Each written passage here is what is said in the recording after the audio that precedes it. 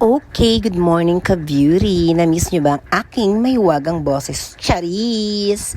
By the way, ito nga pala ang ating tema ngayon, isang aking pag-grocery chart. Grocery talaga. Hindi, bumili lang ako ng ulam ngayon. Actually, ang aking ngayon is gusto ko magluto sana ng buto-buto. Tapos yung konting medyo kailangan dito sa house. Kasi ganito talaga ako kapag may konting yung may kita, talagang binibili ko na ng mga kailangan.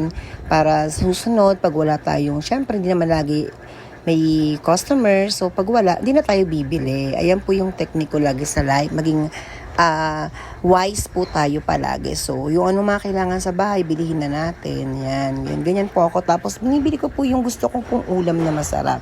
Ayan po. So, ang prepare ko ngayon yung buto-buto po. Bumili rin po ako ng kape sa bahay namin. Mas ito po yung farm. Charis, farm talaga. So, maging wise ka rin. So, hindi lahat ng mga social ay kailangan wise din. Ayan po. So, kahoy po yung pinapalagaan ko. Diyan po ako naglalaga kapag yung may mga ano. Para, syempre, mahal din po yung gasol ngayon.